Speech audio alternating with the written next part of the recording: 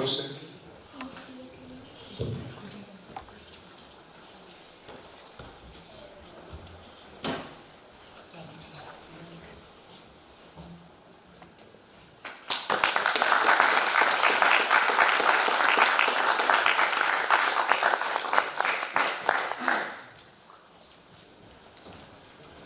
बहुत बहुत शुक्रिया।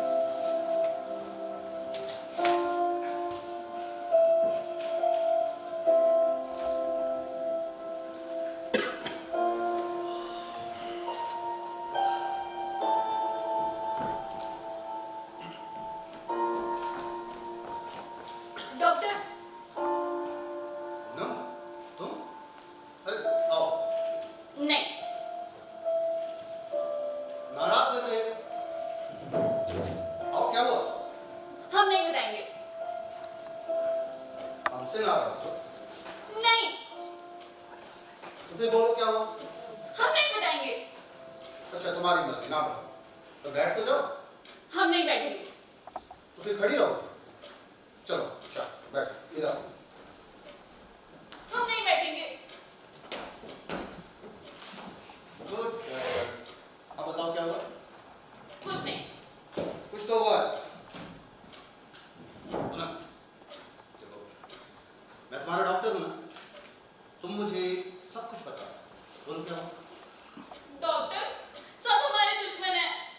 सब? हाँ सब, इसीलिए कल रात भर सोई नहीं। तो क्या करती रही रात भर? मरने की तकलीफ में सोचती रही कि खुद को कैसे मारूं। मैंने अपनी नस भी काटनी चाहिए। पुनः मैंने तुम्हें मना किया है ना ये सब सोचने के लिए। इधर देखो, इधर देखो, मना किया है फिर क्यों सोचती हो? तो मैं और क्या करूं डॉक्टर? दिमाग में जो आता है उसके लिए मैं क्या करूं? ये दिमाग में आता ही क्यों है? क्योंकि सब हमारे दुश्मन है। सब चाहते हैं कि हम मर जाए। कौन कौन तुम्हारा दुश्मन? सब सब सब सब। इधर देखो, क्या मैं तुम्हारा दुश्मन हूं? नहीं लेकिन और सब। अच्छा, मैं नहीं और सब। अब अच्छा ये बताओ, क्या ये गुड्डा तुम्हारा दुश्मन है? नहीं। मैं नहीं, ये गुड्डा नहीं, फिर तुम क्यों कहती हो सब? सब नहीं पूनम, तुम कह सकती हो कुछ लोग। तो कुछ ही लोग सही। लेकिन तुम कुछ लोगों के लिए मरना क्यों चाहती हो? वो चाहते हैं। और कुछ लोग नहीं भी तो चाहते। देखो इस बात को यूं सोचो, कुछ लोग चाहते हैं कि तुम मर जाओ और कुछ लोग चाहते हैं कि तुम ना मरो। तो तुमने एक ही बात को सुनी, तुम्हें दूसरों की बात नहीं सुनी, दोनों की बात सुननी चाहिए थी। अब देखो, हम नहीं चाहते कि तुम मरने के बारे में सोचो और इस तरह से अपना हाथ नसे कर। इसलिए तो नहीं काटे। हैं? हाँ डॉक्टर, जब मैं रात को नस काटने जा रही थी ना तो आपका ध्यान आया और फिर मैं रुक गई। Good girl. अच्छा अब बताओ क्या हुआ?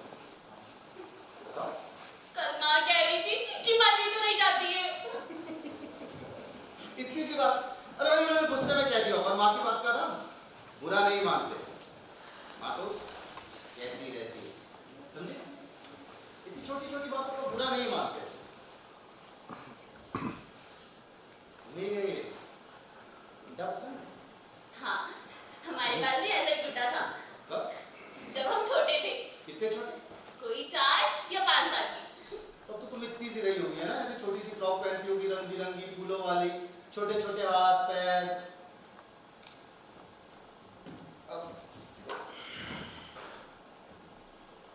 तुमने कभी रस्सी कूदी है?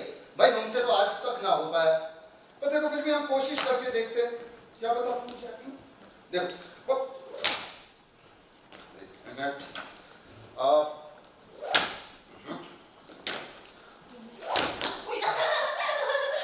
नहीं कूद पाया। तुम कूद सकती हो? हाँ तो कूद के दिखाओ। हाँ ये देखो।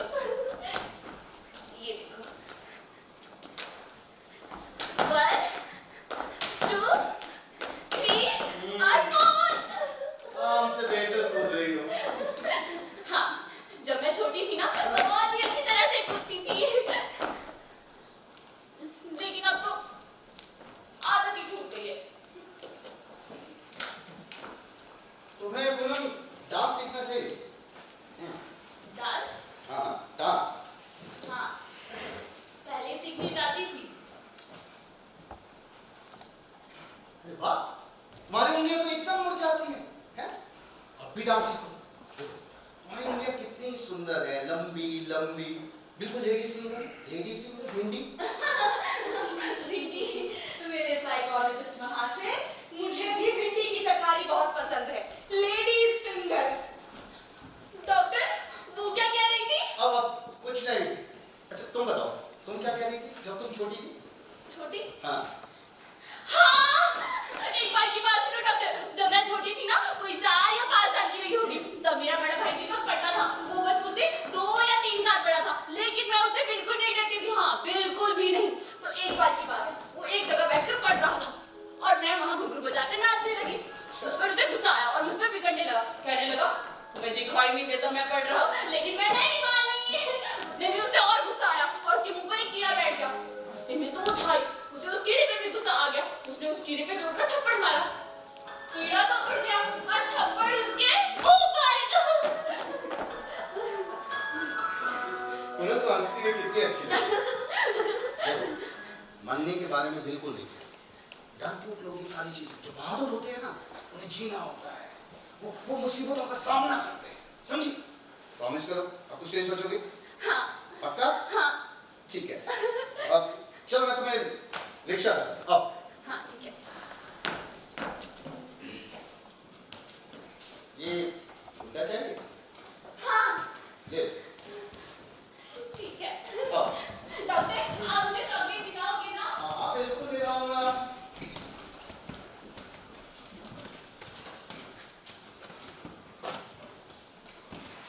बहू, जरा यहाँ आना। आई। मेरा अलग जीना खराब हो रखा है।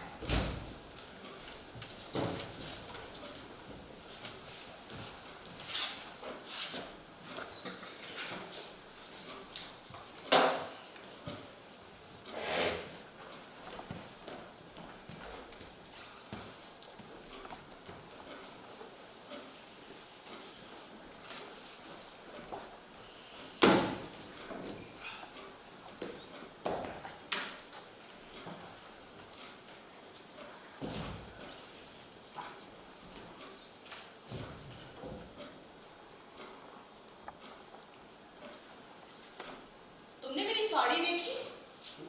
हाँ देखिए, कैसी लगी? अच्छी है, काफी महंगी।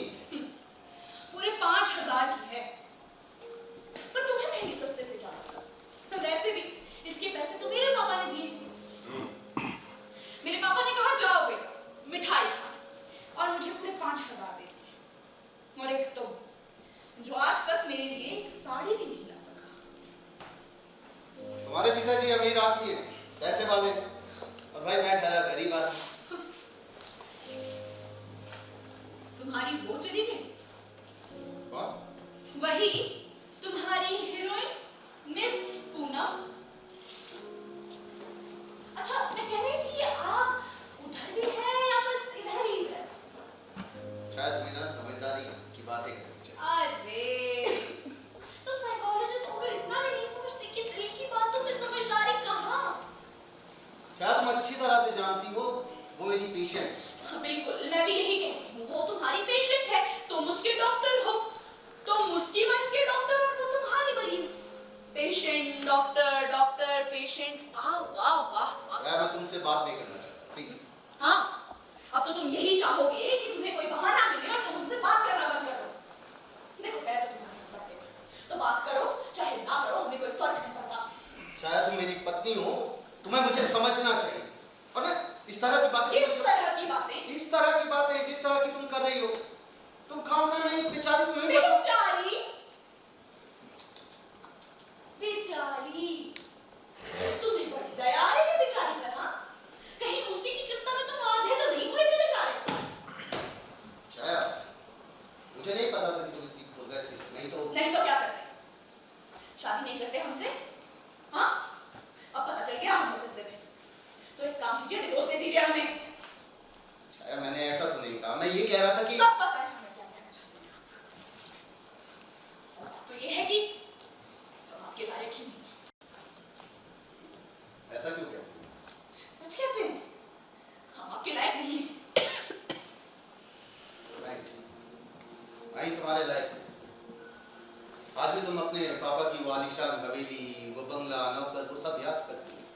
आई एम श्योर तुम उस दिन को जरूर कोसती होगी जिस दिन तुम्हारे पापा से मेरी मुलाकात वहाँ लंदन में हुई थी, उस कॉन्फ्रेंस।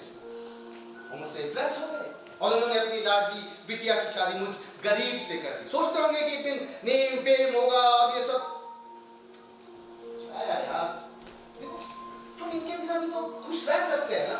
जानते तुम्हें, जब हमारी शादी हुई थी हम दोनों कितने खुश थे, एक दूसरे में ऐसे खोए रहते थे जैसे। बस, सब दिन एक जैसे नहीं होते हैं।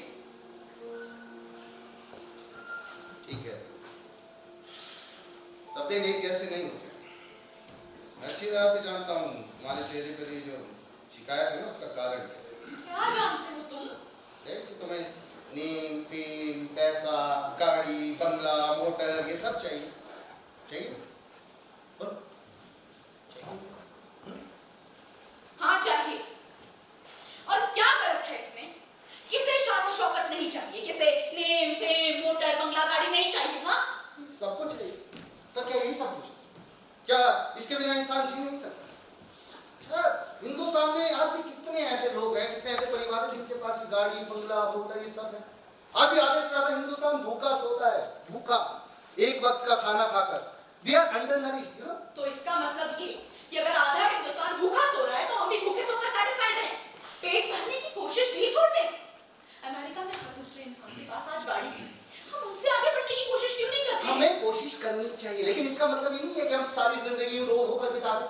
क्या देखो, ये जो सुख और दुख है ना, ये मन की स्थितियां है। अगर इंसान चाहे ना तो बड़े से बड़े दुख में भी सुखी रह सकता है और सुखी होकर भी दुखी। अब मैं जानता हूं इसका कारण क्या है। तुम्हें मेरा काम पसंद नहीं है ना? शायद अगर तुम मेरे प्रोफेशन में इंटरेस्ट हो, ये साइकोलॉजी की किताबें पढ़ो, मेरे पेशेंट में इंटरेस्ट हो, तो तुम्हें मुझसे कोई शिकायत नहीं होगी। I'm sure तुम्हें मुझसे कोई शिकायत नहीं होगी। हम लोग अच्छे से रह पाएंगे। हम एक अपने एम के लिए, मेरे जो एम है उसके लिए मिलजुल कर कोशिश करेंगे। और क्या ये जरूरी है कि जिस चीज में तुम्हारा इंटरेस्ट हो उसमें मेरा भी इंटरेस्ट हो? एक सफल वैवाहिक जीवन का यही रहस्य है। देखो शायद दो तरह के इंसान होते हैं। एक वो जो बस जीने को जीने के लिए जीते, उनके लिए सुख सुविधाएं लग्जरी यही सब मैटर करता है और पूरी जिंदगी उसी के पीछे भागते रहते हैं। और कुछ लोग वो होते हैं जिनका कुछ उद्देश्य होता है, जिनमें जज्बा होता है, कुछ करने की चाह होती है, एक आग होती है, एक लगन होती है और कुछ नहीं। ऐसे लोगों को शादी नहीं करनी चाहिए डॉक्टर वशिष्ठ। हाँ, ऐसे लोगों को शादी नहीं करनी चाहिए। वैसे भी उनकी शादी तो उनके आदर्शों से ही हो जाती है। ठीक है, ऐसे लोगों को शादी नहीं करनी चाहिए। मुझे शादी नहीं करनी चाहिए। मुझे शादी करने का कोई अधिकार नहीं।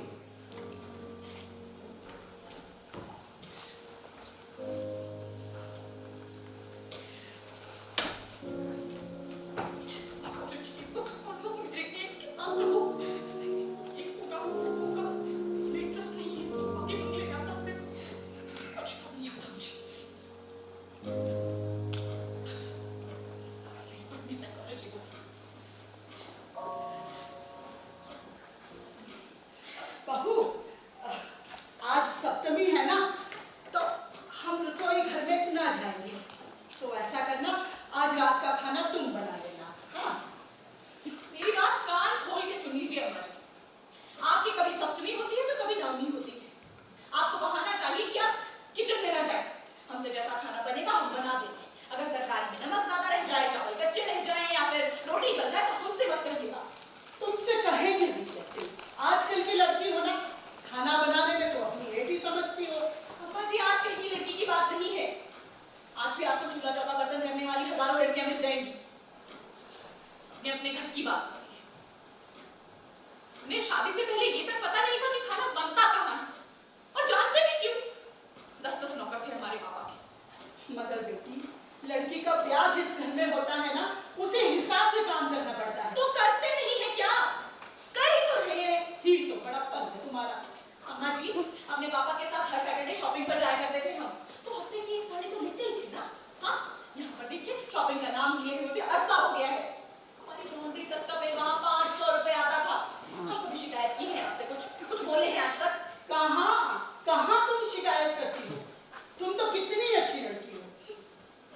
रात को सिनेमा देखा करते थे वहां पर। महीनों बीत गए हैं अब सिनेमा की हॉल को देखे हुए भी। हम पानी का ग्लास तक वहां पर खुद उठाकर नहीं पीते थे और यहाँ खाना बनाते हैं क्योंकि आपको ये पूजा पाठ करना होता है। अरे तो बेटे बहू का कर्तव्य है ना माँ बाप की सेवा करना, और अगर तुम कुछ करती हो तो इसमें कहना क्या? वाह वाह वाह अम्मा जी, अब तो आपको मेरा कहा भी खटकने लगा। अरे सरवन कुमार तो अपने माँ बाप को कांधे पर बिठाए बिठाए तीर्थ यात्रा करा रहे थे। चिंता मत कीजिए अम्मा जी, आपके लिए भी कर देंगे इंतजाम कंधों का, एक नहीं पूरे चार। अरे ये क्या बदतमीजी है? हाँ? क्या? माँ से इस तरह से बात करते हैं? जाने दो बेटा, उसे कुछ ना कहो। माँ, कुछ ना कहने की वजह से ना इसका दिमाग खराब हो गया है। जाने दो बेटा, उसे कुछ भी कहने का कोई फायदा नहीं है। माँ, आप अंदर जाइए, चल।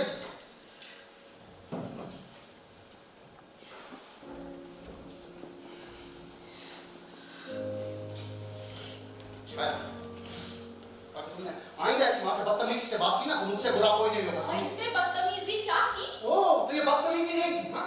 यही सिखाया है तुम्हारे पापा ने, जिनका दिन रात नाम रटती रहती। अगर आइंदा ऐसी बदतमीजी की ना तो क्या? तो तुम्हें तुम्हारे पापा के पास जाना होगा, जहां से तमीज समझा जाता है, समझी? तो रहना भी कौन चाहता है तुम्हारे इस घर में? हाँ,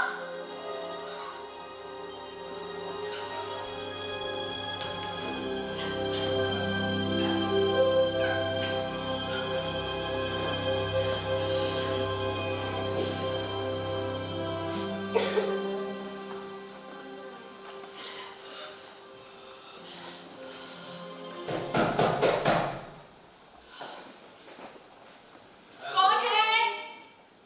मैं हूँ मैं कौन? देवेंद्र।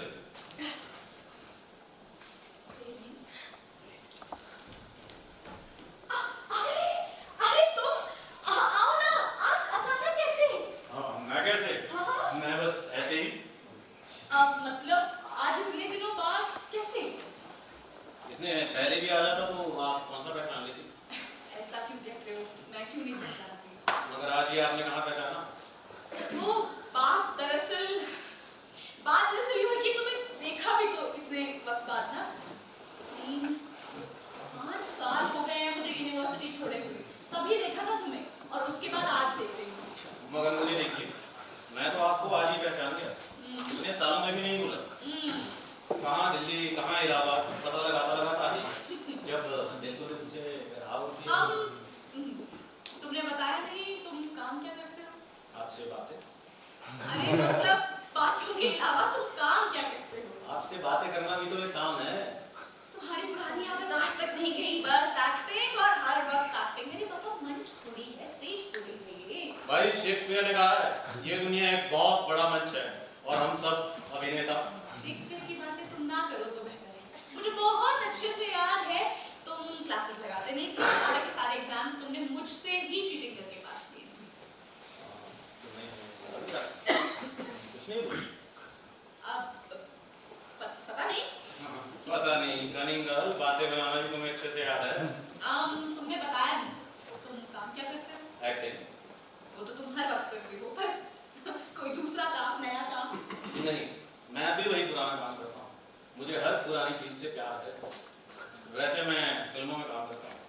ओह, तो तुम फिल्मों में हो? जी, फिल्म नहीं फिल्म। हम बम्बई वाला फिल्म को फिल्म बोलता है। चलो फिल्म ही सही, लेकिन मैंने तुम्हें देखा नहीं आज तक कभी किसी फिल्म में।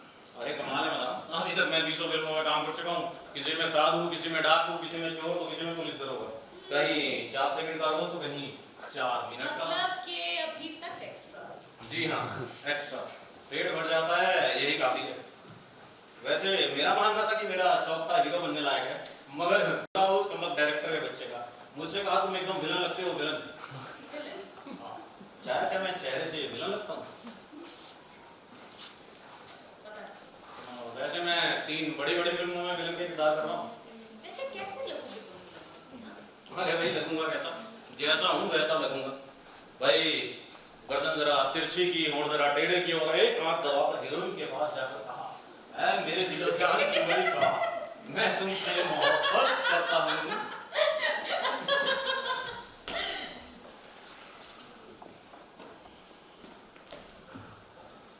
ये कौन? मेरे पति। अरे भाई अभी तो असली नाटक हो जा। अरे भाई मोहब्बत बन जाता मैं असली का विलन। अभी वो अंदर से आएगा लाठी लेकर और कहेगा ए नाकाम बद अंजाम बद लगाम, अभी करता हूँ तेरा काम तमाम।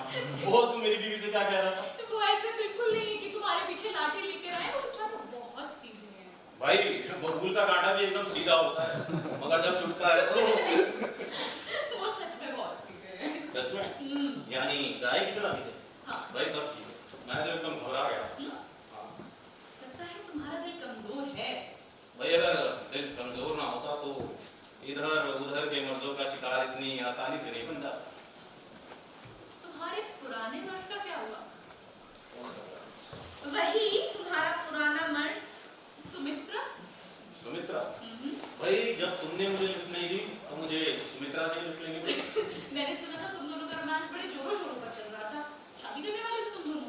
हाँ करने तो वाले थे लेकिन फिर भी नहीं। क्यों? भाई सुमित्रा चाहती थी उसका पति आईएएस हो, पीसीएस हो और मैं डायरेक्टर आदमी। मैंने कहा टाटा गुड बाय। तो फिर हो गई उसकी शादी किसी आईएएस पीसीएस से? भाई आईएएस या पीसीएस से तो नहीं, हाँ एक सरकारी अफसर से जरूर हो गई।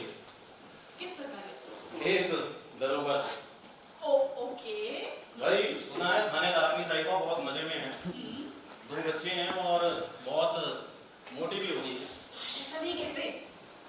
अच्छा ये किताबें क्या इन्हें आप पढ़ती हैं? नहीं, ये उनकी है।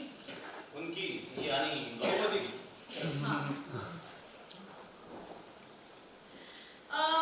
एक्चुअली इन्हीं में घुसे रहते हैं सुबह से शाम तक। उन्होंने अमेरिका से साइकोथेरेपी में डॉक्टरेट।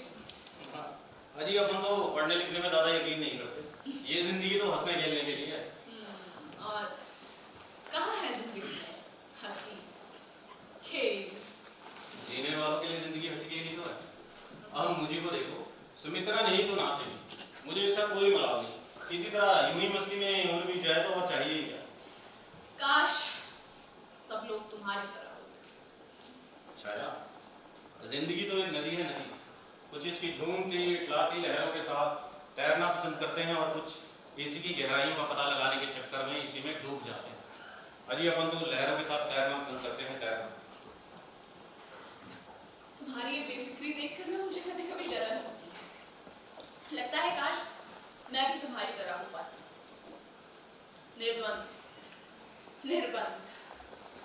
पर मेरे पैरों में तो बेड़ी पड़ गई है, समाज की मोटी। समाज की कोई भी ऐसी बेड़ी नहीं जो मुझे कैद कर सके। बेड़ियां तो कमजोरों के लिए होती हैं। तुम हमेशा से ऐसे ही थे, तब भी तुम ऐसी ही बातें किया करते थे। हाँ तब तो तुम मुझे बेवकूफ समझती हो। नहीं बेवकूफ नहीं, पर हाँ सन की जरूर समझती थी। तो तुम्हारी बातें भी ऐसी थी, मैं आसमान की ऊंचाइयों को छू लूंगा, मैं ये हासिल करूंगा, वो हासिल करूंगा, ये बन जाऊंगा, वो कर लूंगा।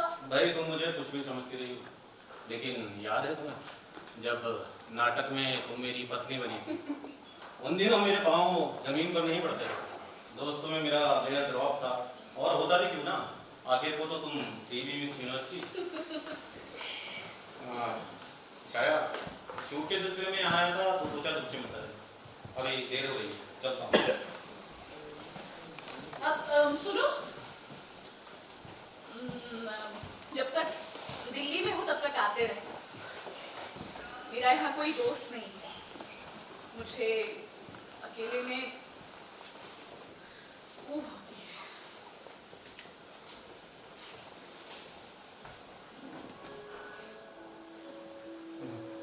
याद है तुम्हें नाटक में जब तुम्हारा हमारा झगड़ा हो गया था और जब मैंने मुंह में सिगार लगाया तो तुमने समझौता करने के लिए मैंने तुम्हारा सिगार जलाया था।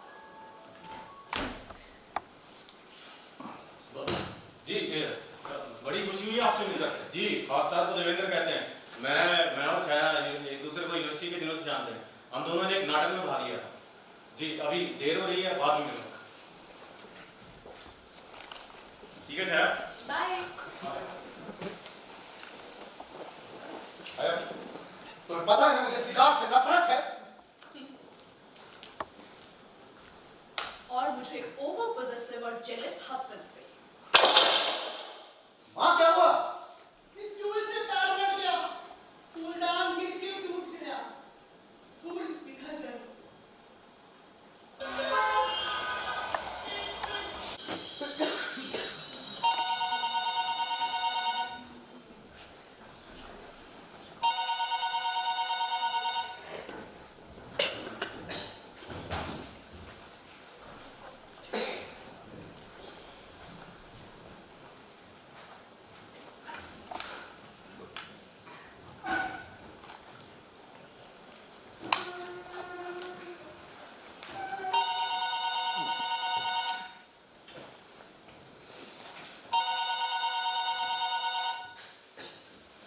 हेलो, डायरेक्टर दीदी जी, प्रलय आ गए? अरे नहीं जनाब जी, जी आप सूरज के तवे पे रोटी सेक रहे हैं और आपके गले में आइटम बॉम्ब की माला। क्या धरती फटेगा और लाशों का जुलूस? ये क्या कह रहे हैं आप? क्या लाशों के सर पे धड़ नहीं और लाल लाल खून के फवार, गरम गरम लाल खून के फवार, ये क्या कह रहे हैं आप?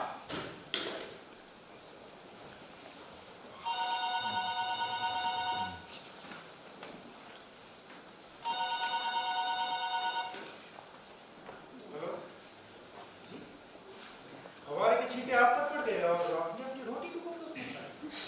अरे आप आदमी हैं? क्या कटी कामों का जुलूस?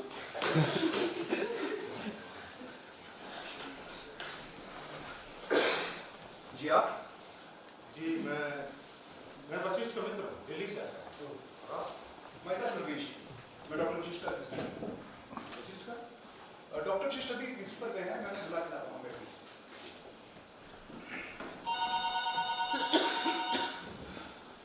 Excuse me. हेलो जी, जी बोलिए। अच्छा जी, कटी काम होगा जुलूस। अच्छा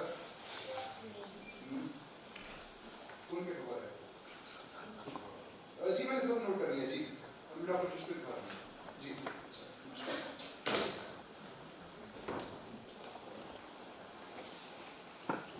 आप काफी घबराए हुए लग रहे हैं। जी वो दरअसल आपसे पहले ये फोन मैंने उठाया। ओह, कौन है? ये हमारे पेशेंट है मिस्टर केदारनाथ। मैं भी जिज्ञासु जी कहता हूँ। उम्मीद है शहर में इनके 20 को क्या मूल्य है, काम धाम कुछ है नहीं, सुसी की कमाई खाते हैं। वो आपने सुना होगा खाली दिमाग शैतान का घर जी। अब तो दिमाग काफी पटरी पर है अच्छा तो मरीज है। जी। तो ये सब क्या बोल रहे हैं? ये जनाब बड़े अजीबो गरीब सपने देखते हैं और जब किसी को बताना चाहे तो सुनने को तैयार नहीं होता सुनेगा जी। इसलिए डॉक्टर वशिष्ठ ने कहा है कि जब भी तुम ऐसे अजीबो गरीब सपने देखो तो हमें टेलीफोन कर बता दो, इससे इनकी तबीयत कम हो जाती है। ये तो वशिष्ठ ने बड़ी मुसीबत में मुसीबत आदित्य साहब, ये तो डॉक्टर साहब के जीवन का उद्देश्य है जीवन का उद्देश्य जी। ये लिखो। मान लीजिए ये जो आपके जिज्ञासु जी हैं, इनकी नींद रात को 2 बजे खुल गई और ये अपना सपना सुनाने लगे तो वशिष्ठ की नींद तो गई। डॉक्टर वशिष्ठ तो सोते ही रात को 2 बजे हैं, फिर अगर उन्हें पेशेंट्स के लिए जागना पड़ जाए तो कभी इनकार नहीं करते। क्या करते हैं 2 बजे? यही स्टडी एंड रिसर्च, उनकी रिसर्च भारत से ज्यादा विदेशों में मशहूर है। फ्रेंच और जर्मन पत्रिकाओं में उनके लेख बराबर छपते हैं। आराम नहीं करते? आराम, जो इस दुनिया में कुछ करना चाहता है उन्हें आराम करना, ऐसा डॉक्टर वशिष्ठ कहते हैं। ये क्लिनिक ही उनका घर है और ये पेशेंट्स उनके घर वाले बस इन्हीं की सेवा में रत रहते हैं जब से उनकी पत्नी की मौत। उनकी पत्नी की मौत हो? जी हाँ, से लगभग 10 साल पहले 10 साल पहले? जी।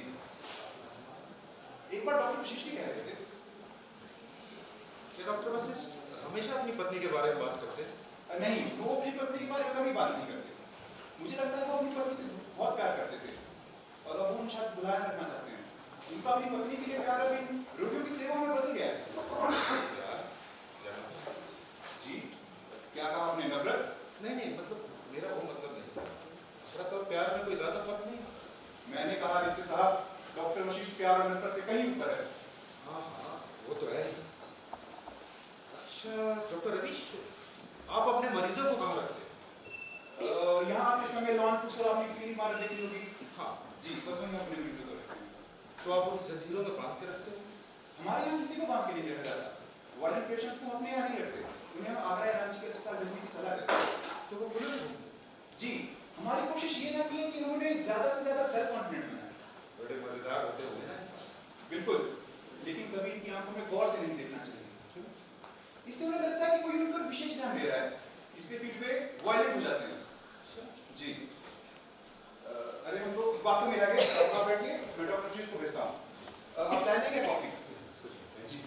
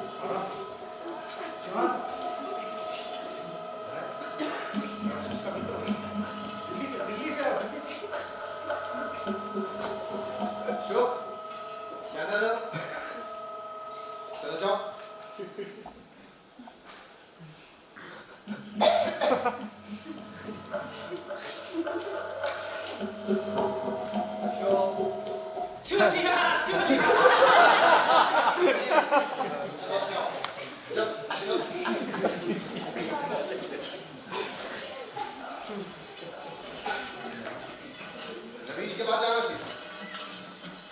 अरे बेचा कहाँ से लाए? Aditya, I am sorry. वैसे मेरे क्लिनिक में कोई भी वायलेंट पेशेंट नहीं है।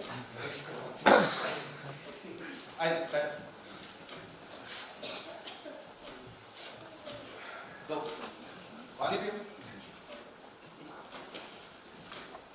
आज दिल्ली से यहाँ इतने समय बाद यहाँ एक पत्रकारों का सम्मेलन है, उसी में शिरकत करें। हाँ, मैंने न्यूज़पेपर में पढ़ा था वो। तुम अभी वही दिल्ली में हो, यूनिवर्सिटी में, हैं? हाँ वही। हम 9 साल पहले मिले थे ना। हाँ, तुम दिल्ली छोड़ के जब से लखनऊ आए तो शायद तुम कभी वापस नहीं आए। नहीं नहीं, ऐसी बात नहीं है। एक दो बार आया हूँ बीच में कॉन्फ्रेंस के सिलसिले पर। बिजी इतना था कि जहाँ पे भी तुमसे मुलाकात नहीं कर पाया। यहाँ लखनऊ में तो तुम्हारी प्रैक्टिस खूब जम गई। हाँ वो तो है, और क्लिनिक में कुछ पेशेंट भी है जो मेरी जिम्मेदारी है, इसलिए समय नहीं लग पाता। अब तुम बहुत बड़ा काम कर रहे हो वैसे, और तुम्हारी कीर्ति भी खूब। मेरी कीर्ति नहीं, मेरे उद्देश्यों की कीर्ति कहो।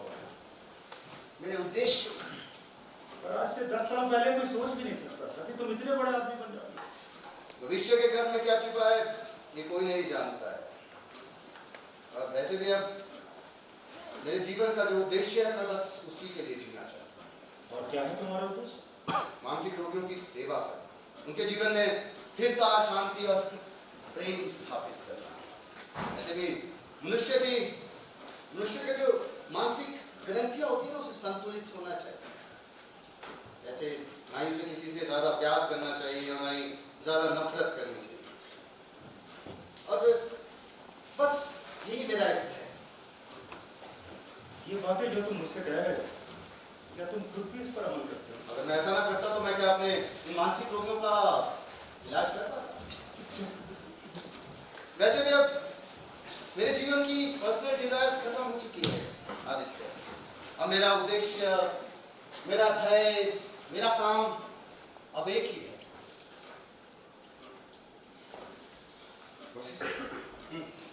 क्या तूने कभी छाया की याद नहीं है? छाया मर के नहीं। मुझे मैं उसका नाम भी नहीं सुनना चाहता। मेरा वो मतलब नहीं सच। सर, आपसे अभिमन्यु के केस के बारे में बात करनी थी। उसके घर वाले काफी देर से इंतजार कर रहे हैं। अब ओ एक्सक्यूज मी ना, क्या केस? सर, ये अभिमन्यु की उम्र लगभग 45 साल होगी। हाँ। वो अपनी पत्नी से बेहद प्यार करता था, हाँ। मगर उसकी पत्नी दूसरे के साथ भाग गई। अभिमन्यु को लगता है वो बहुत ही अच्छी है, उससे बेहद प्यार करती है, इसलिए उसने अपना दिमाग खराब कर दिया। ये लोग दाखिल होना चाहते हैं? जी। उसे दाखिल करो और उससे कहो कि जैसा वो अपनी पत्नी के बारे में सोचता है वैसा कुछ नहीं। उसकी पत्नी किसी के साथ भाग गई है और अब उसके पत्नी के लिए उसके दिमाग में नफरत। नफरत? हाँ, नफरत। जब वो अपनी पत्नी से नफरत करेगा ना तब उसके बारे में नहीं सोचेगा। उसे उसके भागने का दुख नहीं होगा और उसके मन का बोझ भी हल्का होगा और वो नॉर्मल लाइफ जी पाएगा। जी जी क्या? अब खड़े क्या हो जाओ। अभी तो तुम मुझे प्रेम का पाठ पढ़ा रहे और अब नफरत। आदित्य, मुझे मेरे पेशेंट के साथ क्या करना चाहिए मैं अच्छी तरह से जानता हूँ। मेरी जो रिसर्च है एक नई दिशा की ओर जाती है।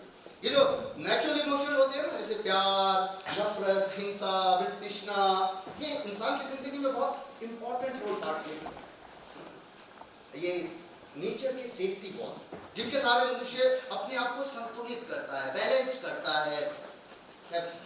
तुम नहीं समझोगे। पर तुम्हारा व्यक्तिगत जीवन भी कुछ ऐसा है क्या? तुम भी?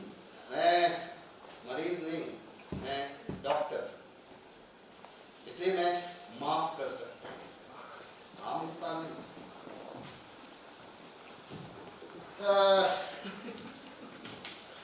इसलिए इंसान को क्षमाशील होना चाहिए, दूसरों को माफ करना आना चाहिए। क्या डॉक्टर मानसिक विकारों और ग्रंथियों का शिकार नहीं? नहीं। मैंने छाया को माँ की बीमारी की दवाइयां देने की दी थी, उसने दी नहीं और माँ मर गई। मैंने उसे कुछ नहीं कहा। मैं चाहता तो मैं उसे माँ की मौत का जिम्मेदार ठहरा सकता था, लेकिन मैंने कुछ नहीं। पर मन में तो वही दोषी थी ना। मैंने उसे माफ कर दिया। वो देवेंद्र के साथ भाग गई, अभी मैंने उसे माफ कर दिया। ऐसी स्थिति में इंसान या तो नफरत करके अपने आप को खत्म कर सकता है या क्षमा करके, माफ करके। और अगर मैंने छाया को माफ न किया होता ना तो मेरी स्थिति भी वही होती जो सामने मिलती है। मैं भी पागल होता, पागल।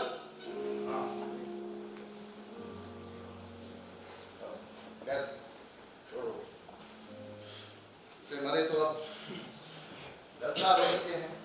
क्या तुमने उसे इसलिए माफ कर दिया क्योंकि वो मर गई? अगर वो जिंदा भी होती तब भी मैं उसे माफ कर देता। अच्छा, अगर वो जिंदा हो तो? क्या? अगर वो जिंदा तुम्हारे सामने आ गई तो? आदित्य, अभी साइंस ने इतनी प्रोग्रेस नहीं की है कि वो 10 साल पहले मरे व्यक्ति को फिर से जिंदा हो तो? एक्सक्यूज मी आदित्य, वो मुझे बहुत सारे काम है। तुम ऐसे करो, तुम फ्रेश हो लो, कुछ नाश्ता पानी कर लो, उसके बाद बैठ के बात करते हैं। नहीं, मैं चलता। नहीं, मुझे कुछ काम है, शाम को आता हूँ। हाँ, शाम को ठीक रहेगा। मैं भी खाली रहूंगा, एक साथ डिनर करेंगे। हाँ, ये बेहतर है।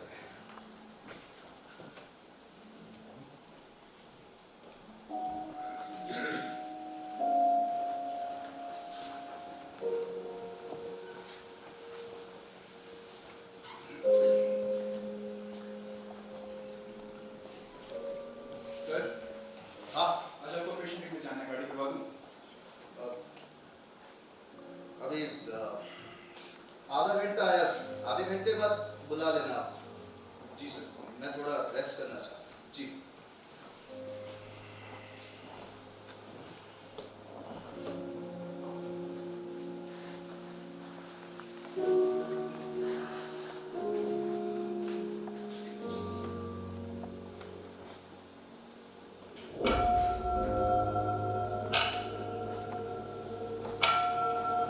छाया, छाया तुम तो मर गई थी। हाँ, लेकिन अब जिंदा हो गई। क्यों? तुमसे नहीं। क्यों? क्योंकि तुम मुझसे प्यार करते हो। अब मैं किसी से प्यार नहीं करता और ना ही घृणा। तुम मुझसे प्यार करते हो। नहीं, मैं तुमसे प्यार नहीं करता। नहीं, मैं तुमसे प्यार नहीं करता। तुम घृणा करते हो, एक ही बात है। नहीं, नहीं, नहीं, नहीं। मतलब तुम मैं आपसे प्यार करती हूँ। मैं छाया हूँ, उधर मेरे हाथ में मिट्टी निकल आई है। अब सिगार पी रही हूँ डॉक्टर। छाया भी सिगार पी रही है। सब सिगार पी रहे हैं डॉक्टर। मुझे सिगार से नफरत है। मुझे सिगार से नफरत है। मुझे सिगार से नफरत है। मुझे सिगार से नफरत है। मुझे सिगार से सर अब ठीक है?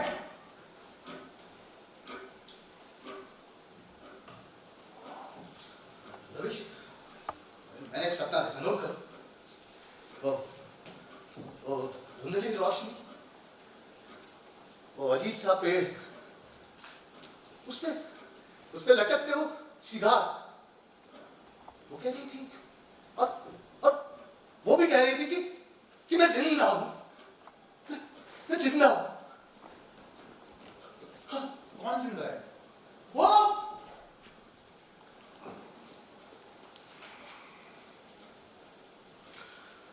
अब तुमने गाड़ी के लिए क्या दिया है? जी ड्राइवर इंतजार कर रहा है। हाँ, मैं पेशेंट देखने जा रहा हूँ। तुम क्लिनिक के दूसरे पेशेंट को देख लेना। हाँ, अब मैं अभी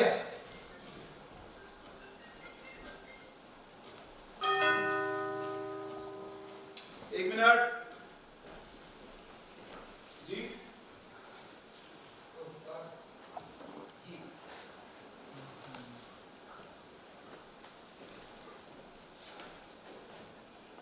भारत सरकार ने डॉक्टर वशिष्ठ को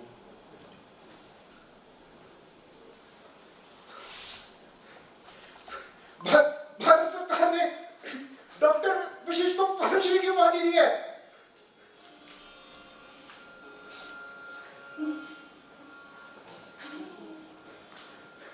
बाप रे बाप, यूनेस्को का साइकियाट्री में सबसे बड़ा अवार्ड, $1,00,000।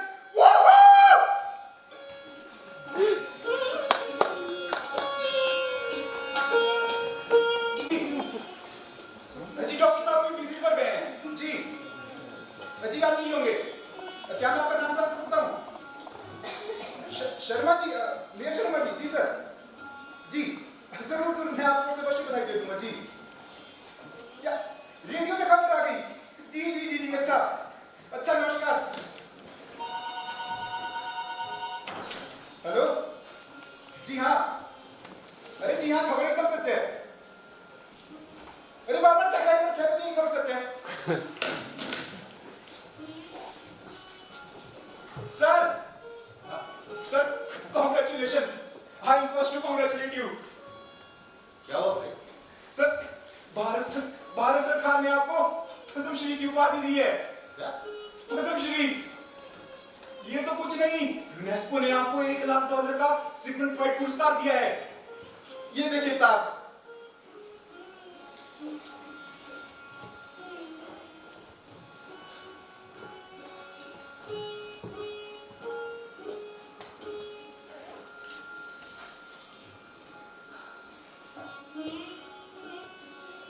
रविश, yes sir.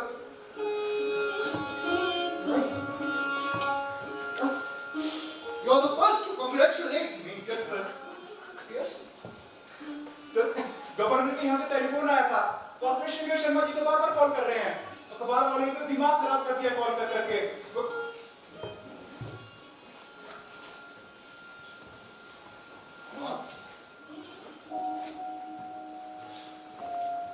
अगर तुम जिंदा होती तो कितनी खुश हो।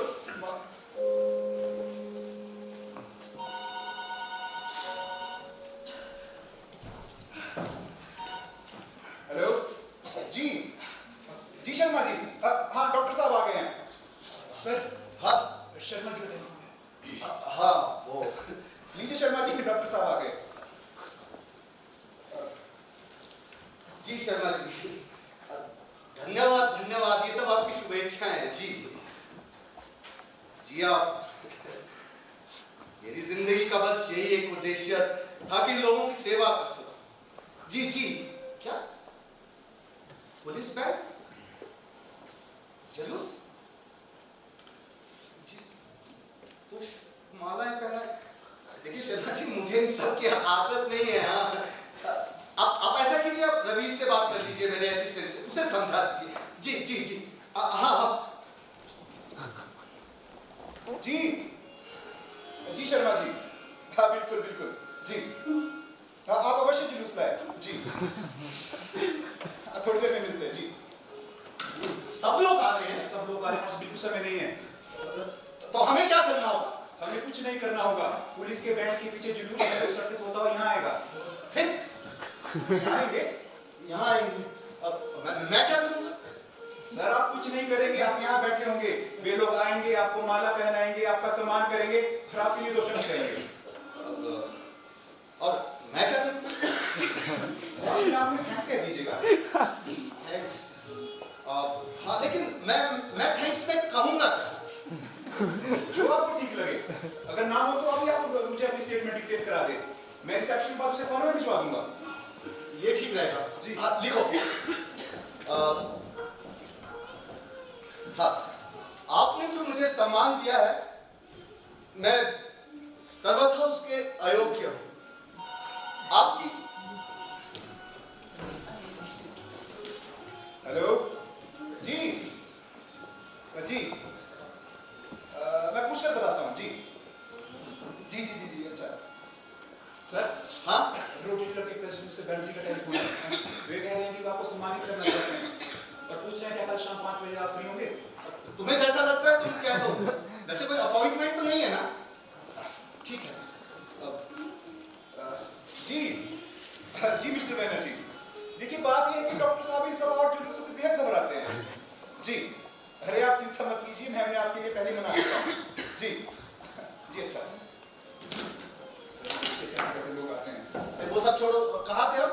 आप लोगों ने मुझे सम्मान दिया है। हाँ, आप लोगों ने जो मुझे सम्मान दिया है उसके मैं सर्वथा अयोग्य हूँ। आपकी इस महानता के लिए मैं अब कौन आ गया?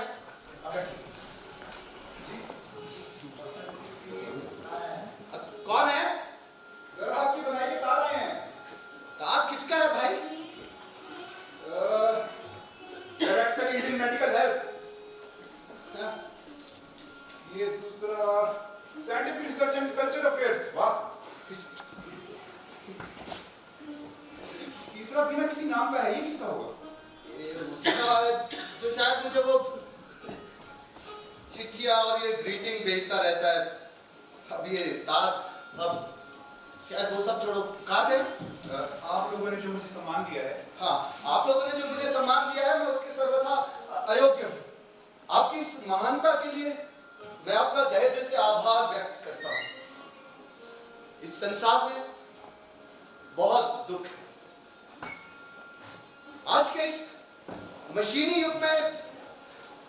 युग की इस अंधी दौड़ में इंसान अपना मानसिक संतुलन खोता जा रहा है। यदि मेरा ये तुच्छ प्रयत्न ऐसे असंतुलित व्यक्तियों के जीवन में स्थिरता, शांति स्थापित कर सके, यदि घृणा प्रेम में परिवर्तित हो सके, तो मैं समझूंगा कि मेरा जीवन धन्य हो गया। लिख दिया? जी हाँ। ये सम्मान और आपका अगाध प्रेम मेरे लिए नहीं, अपितु उन आदर्शों के लिए है जिसे संसार में शांति और क्षमा के आलोक से ऐसे विकृत और असंतुलित व्यक्तियों के जीवन को प्रकाशित कर दिया है, और जिसके लिए मैंने अपना पूरा जीवन होम कर दिया। अतः ये सम्मान मैं कृतज्ञता पूर्वक स्वीकार करता हूं और आपका धन्यवाद करता हूं। इसको टाइप करके एक बार मुझे पढ़ा देना। हाँ जी रवीश, और सुनो, सारे दावों के जवाब देने याद रखना। हाँ? जी।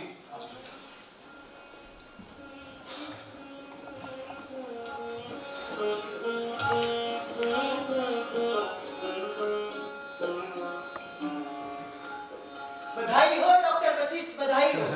जी जी बस एक मिनट, थोड़ा मुस्कुराइए डॉक्टर वशिष्ठ, स्माइल प्लीज। अरे मैं डॉक्टर वशिष्ठ नहीं हूँ। डॉक्टर वशिष्ठ नहीं हो जी तो फिर आप कौन है भाई? मैं उनका असिस्टेंट, लोग मुझे रवीश कहते हैं। ओह असिस्टेंट, ओ आपसे मिलकर भी खुशी हुई डॉक्टर रवीश। मुझे भी mister mister Pradhan, chief correspondent of न्यूडी। बताइए मिस्टर प्रधान, मैं आपकी क्या सेवा कर सकता हूँ? ये आप ही तो मेरी सेवा कर सकते हैं डॉक्टर रवीश। अभी तक तो यहाँ कोई और प्रतिनिधि नहीं आया है ना?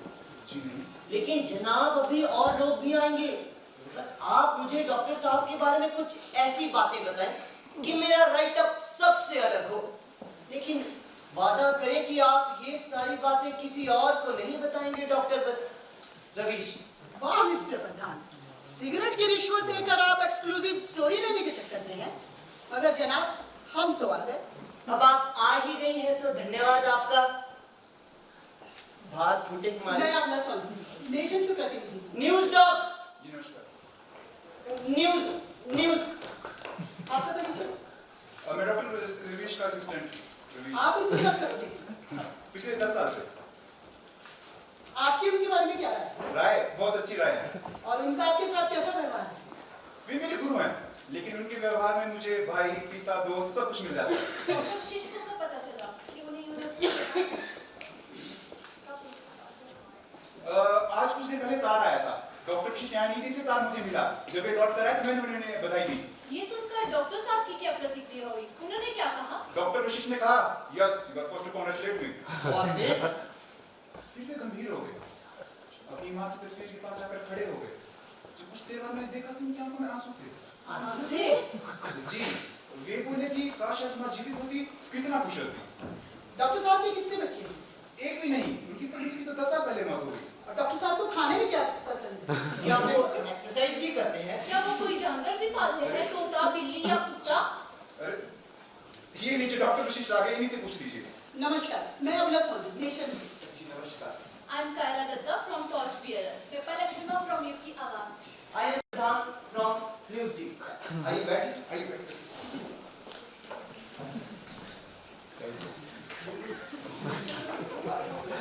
जी कहिए।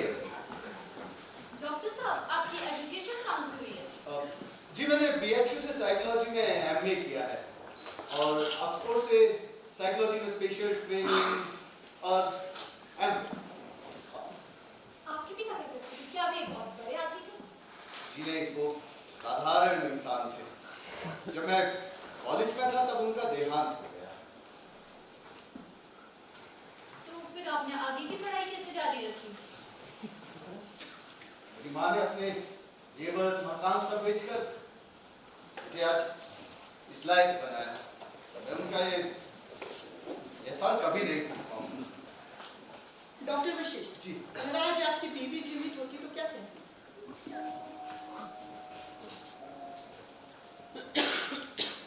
आपने बताया नहीं डॉक्टर वशिष्ठ, अगर आज आपकी पत्नी जीवित होती तो क्या कहती? जी हाँ, बताइए। वो क्या कहती? डॉक्टर राज, डॉक्टर साहब की पत्नी जिंदा होती तो वो खुशी के मारे भर जाती। आप कौन? मैं डॉक्टर साहब की बीवी की दोस्त, उन्हें बधाई देने आई हूँ। आज अगर वो जिंदा होती तो इतनी खुशी सह नहीं पाती। आगे कौन सी ऐसी पत्नी होगी जो अपने पति के सम्मान को अपना सम्मान समझकर उससे ज्यादा खुश ना हो।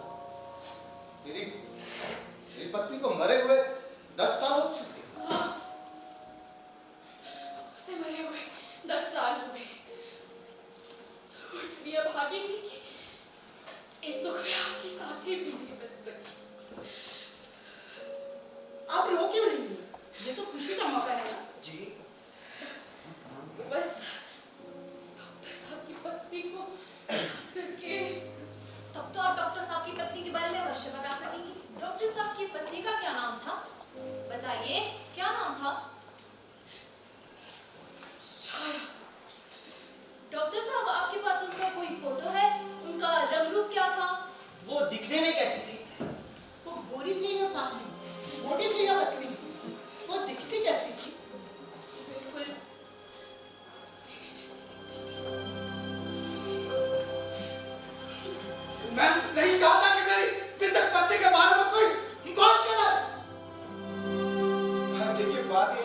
वशिष्ठ अपनी पति से भेद करते हैं।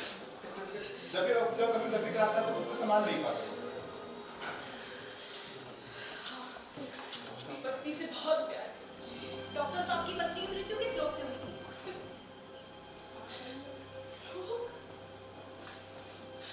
उसे तैरने का बहुत शौक था। पूरी जिंदगी को नदी समझती थी। उसे ये नहीं पता था कि नदी में भंवर भी होते हैं।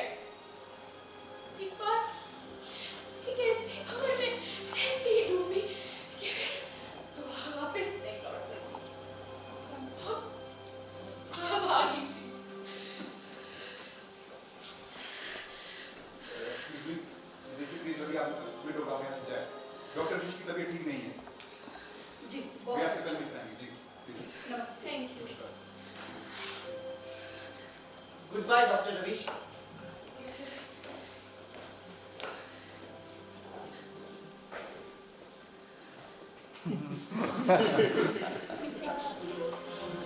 आप प्लीज यहाँ बैठ जाइए। आप चाय लेंगे या कॉफी? रवीश, तो वो पेशेंट नंबर 7 को ऑब्जर्व करो जरा।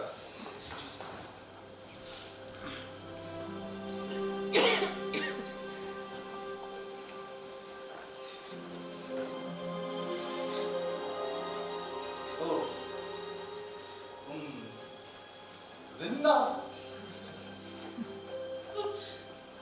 खुद ही देख रही हूँ। देवेंद्र कहाँ है? पता नहीं। तुम उससे आखिरी बार कब मिली थी? 9 साल पहले जब मैं बॉम्बे से बेंगलोर शिफ्ट हुई थी। तुम उससे अलग क्यों हो गई?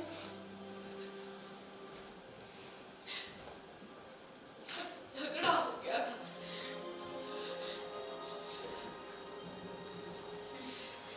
तुमने ये मरने का नाटक क्यों किया? हाँ? शर्म छुपाने के लिए। तो अब यहाँ क्यों आई हो? हमसे मिलने तुम्हारे पास।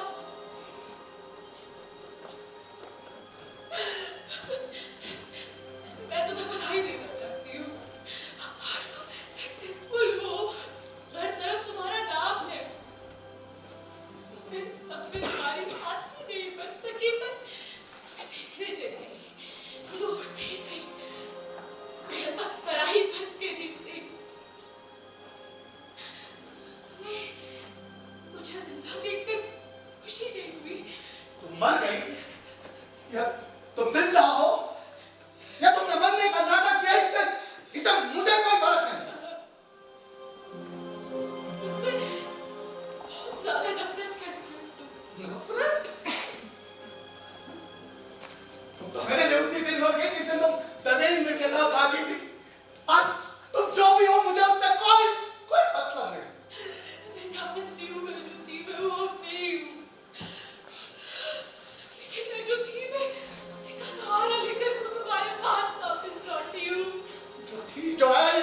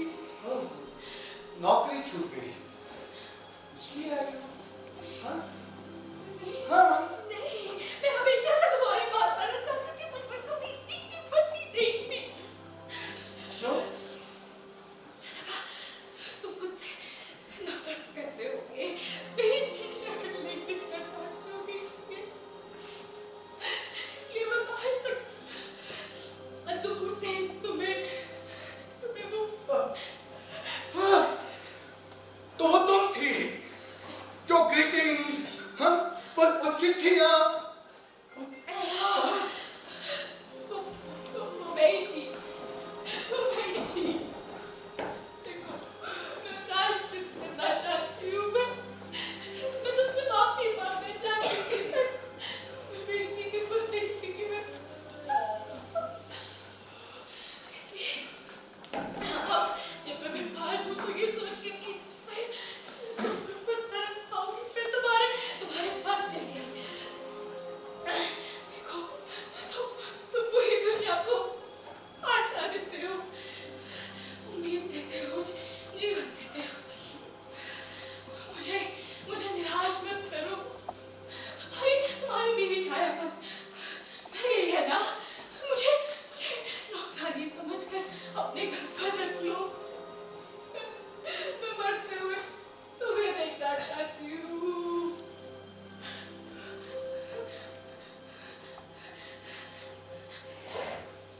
तुम चुप क्यों हो? कुछ तो बोलो। मुझे भला बुरा मुझे कोसो। मैं अपराधी हूँ। मैं गुनहगार हूँ। मैं तुम्हारी गुनहगार हूँ। मुझे कोसो, भला बुरा हूँ। मैं बहुत बुरी हूँ। मैं बहुत बुरी हूँ।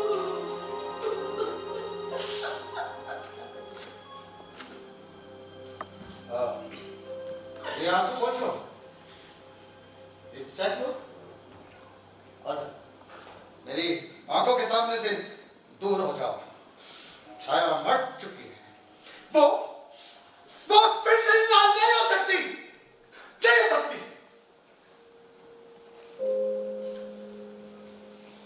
नहीं हो सकती।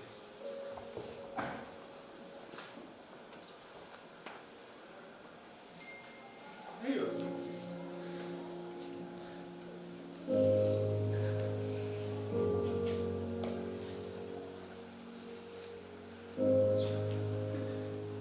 जिंदा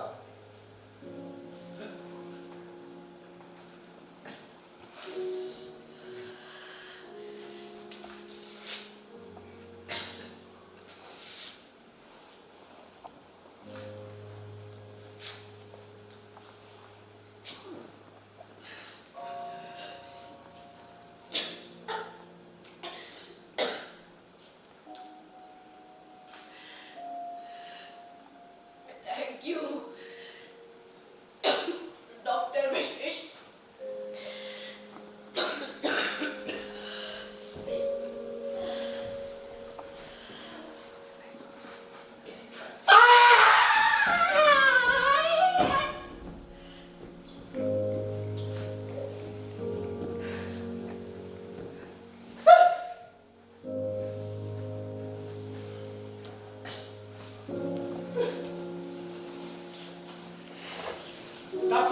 डॉक्टर साहब, वो औरत जो अभी यहाँ से गई, बीमार लगती है, बाहर निकलते ही गिर गई। उसके सिर से बहुत खून लग रहा है, बहुत चोट लगी है उसकी। डॉक्टर साहब, यार चोटों का इलाज नहीं होता। ये मेंटल क्लिनिक है। जाओ उधर से सरकारी अस्पताल में दिखाओ। जाओ जाओ जी।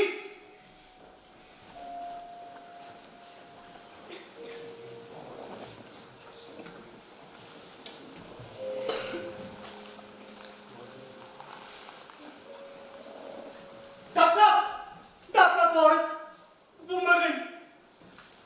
मर गई तो डॉक्टर साहब से क्या कहें? मर गई तो मर जाने। कौन लगती थी वो डॉक्टर साहब? ऐसी मौतें रोज होती हैं। हाँ? खड़े खड़े देख क्या रहे? मुझे मारती है। लावारिस लाश है ना, उठा ले जाए। और हाँ, लाश को डॉक्टर साहब के पोटीकों से तो हटा ही दो। पद्मश्री मिला है, बड़े बड़े लोग आएंगे, जश्न है आज, जश्न। लो तो उठा के सड़क पर फेंक दो, चील कौवे नोच खाएंगे। जल्दी करो, जाओ।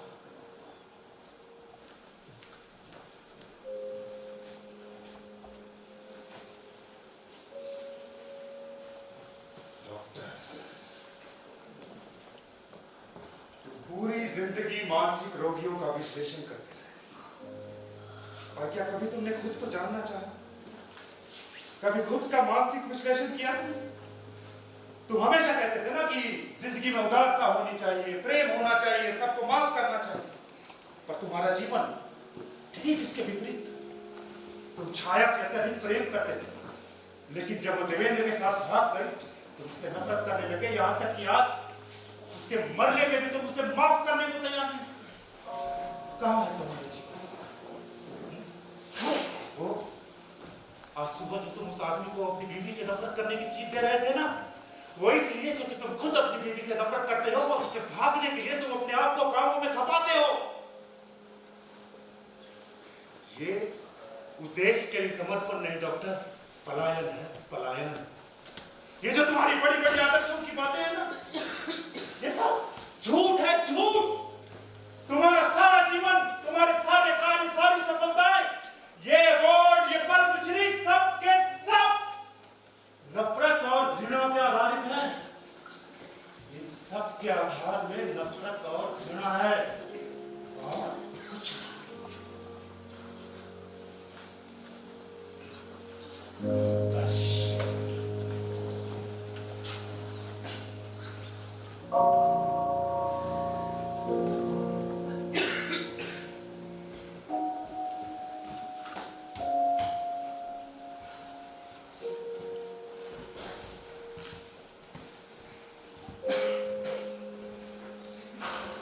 सर आप ठीक है? हाँ रविश, मैं ठीक।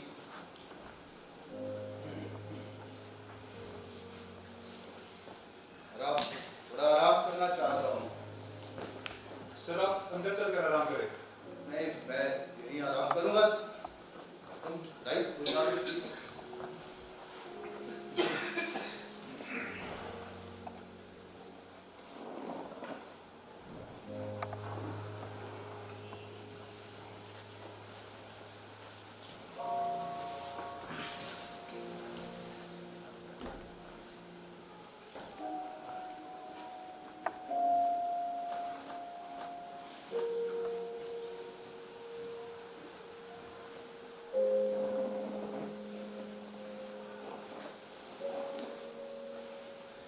जी अब मैं पूनम, डॉक्टर साहब हैं?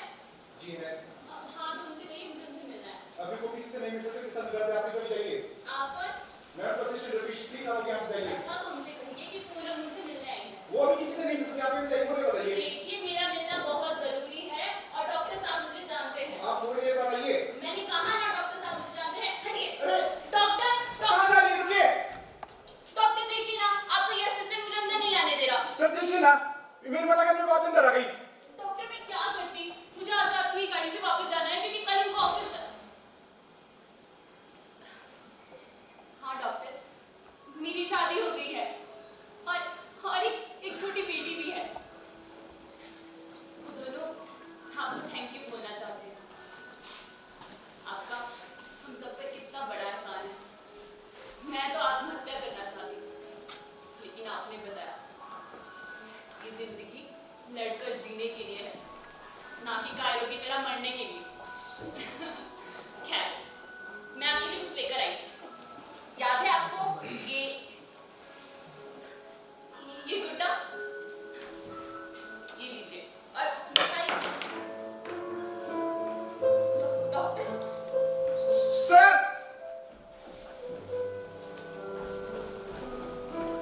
सर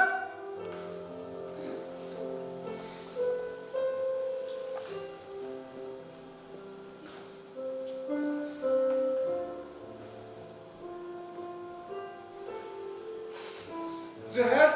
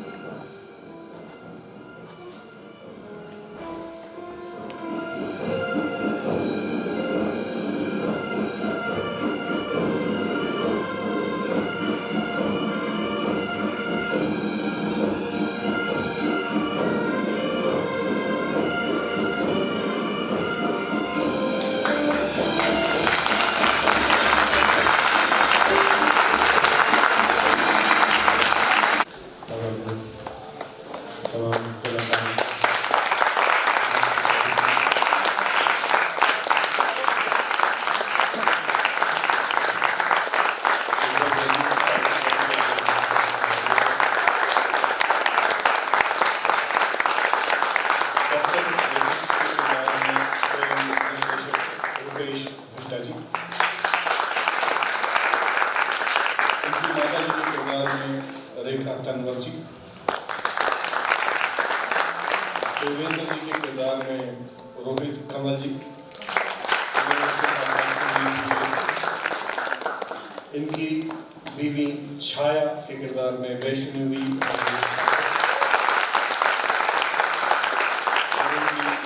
मरीज के किरदार में थी प्रीति ठाकुर, असिस्टेंट डॉक्टर रवीश अभिषेक वर्मा, आदित्य का किरदार निभाया जनाब आदर्श चौहान ने, प्रधान के किरदार में लकी राजपूत, पलक के किरदार में थी पलक, और इन्हीं की देखा देखी पायल के किरदार में थी पायल, और अशोक जी जो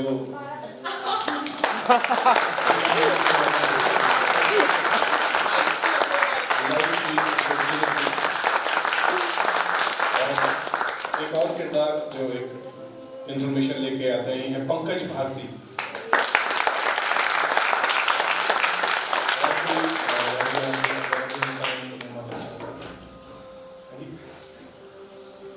इसके अलावा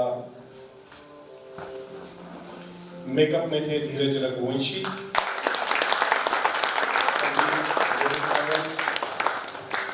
कॉस्ट्यूम्स में रेखा तन्वर, वैष्णवी ठाकुर, सेट में थे जनाब अजय शर्मा जी, पक्ष में अनिल विकास गौतम, प्रकाश परिकल्पना में हम बताई चुके हैं रुपेश बिल्टा, और संयोजक थे अशोक नरवाल जी। और मैं आप सभी की तालियों के बीच जनाब अजय शर्मा जी से दरख्वास्त करूँगा कि वो हमारे आज के मुख्य अतिथि जनाब दिव्यांशु सिंघल जी को मंच तक लाएं और जरूर उनका आशीर्वाद दर्शकों को मिले। तो स्वागत कीजिए जनाब दिव्यांशु सिंघल जी का।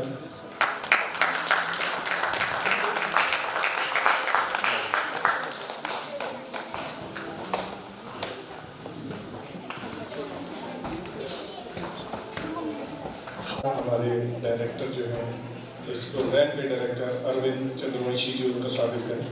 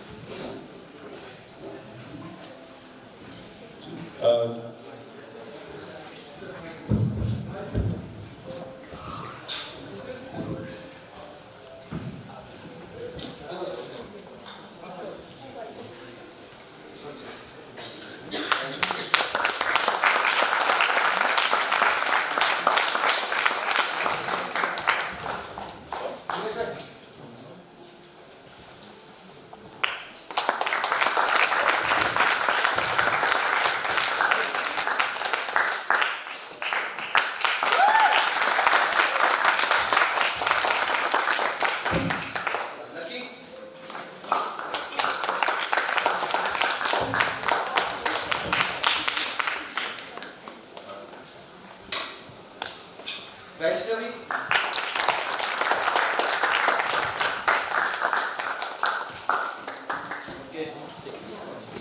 रेखा दे,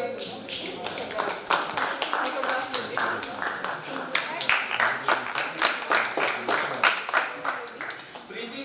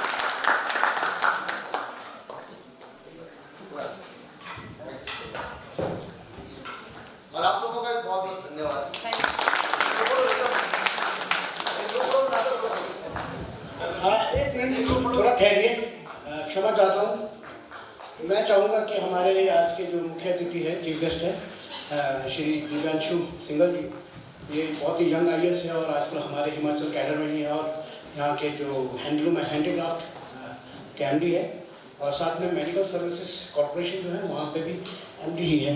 तो मैं चाहूँगा कि नाटक जब बहुत इंजॉय कर रहे थे ये नाटक में, और साथ में उन्होंने मुझे आते हुए बताया था कि जब दिल्ली में पढ़ा करते थे तो उस वक्त ये मंडी हाउस या कमानी, श्री राम सेंटर प्लेस देखने जाया करते थे और उनके एक बैचमेट थे जो थिएटर किया करते थे, उनके साथ ही। तो मैं चाहूँगा कि नाटक के बारे में ये कुछ कहें। तो सबसे पहले तो मैं आप सबको बधाई दूंगा, बहुत बहुत सुंदर नाटक था, बहुत सुंदर। खासतौर पे सर आपकी और मैम आपकी मतलब जैसा कि अजय जी ने बताया 2016 मेरा कॉलेज ख़त्म हुआ था, तो फॉर्चुनेटली कॉलेज के टाइम पे I got to watch multiple place. हमारे जो मंडी हाउस में श्री राम कला मंच है वहाँ पे हम अक्सर जाते थे, कमानी में भी जाते थे। तो मेरे जो रूममेट थे he was in theatre society, Shivaji college की थिएटर सोसाइटी थी। वह पता नहीं आप अगर कोई DU से हैं, अच्छा और हाँ जी हाँ, आपने एक एक्ट्रेस का नाम सुना होगा, तुल्या मानिक, अगर आपने किसी ने सुना तो she is from Vayam theatre society. तो 2016 के बाद कभी जैसे स्टडी में लग गए तो और चीज़ों में लग गए तो नहीं इतना टाइम दे पाए। तो अजय जी से मुलाकात हुई, हमारे जो ADM हैं शिमला के, उनके मित्र हैं, तो उन्होंने अजय जी से इंट्रोड्यूस कराया। तो अजय जी ने ऐसे मंच पर इतना सुंदर प्ले आज देखने का मुझे मौका मिला, तो I feel myself to be grateful to be here and I really want to thank and congratulate each one of you. Beautiful performance, and I want to thank you for letting us, be witness to such a beautiful artistic and theatrical expression. Thank you so much. Sir, आप सब लोगों का भी बहुत बहुत धन्यवाद। आप लोगों ने यहाँ पर ठहर कर सभी हर चीज़ के लिए विटनेस रहे और हम सबको मुखातिब होते हुए देखा, और सर को भी आप लोगों का बहुत बहुत धन्यवाद। ये जो रंगमंच की यात्रा ये हमारी चलती रहती है। अभी आने वाले टाइम में अभी दोबारा से हम अभी अप्रैल में और प्लेस करने वाले हैं न्यू सेशन के साथ।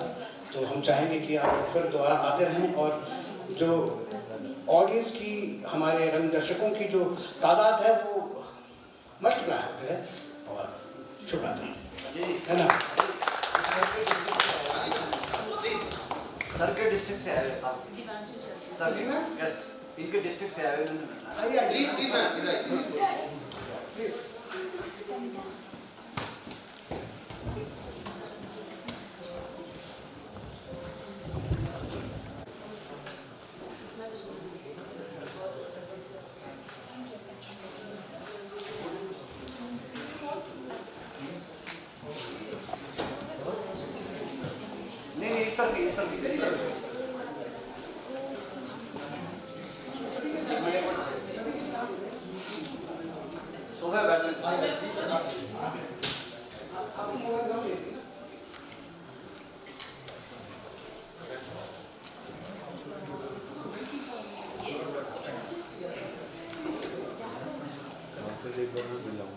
सामने आ जाइए, पीछे पीछे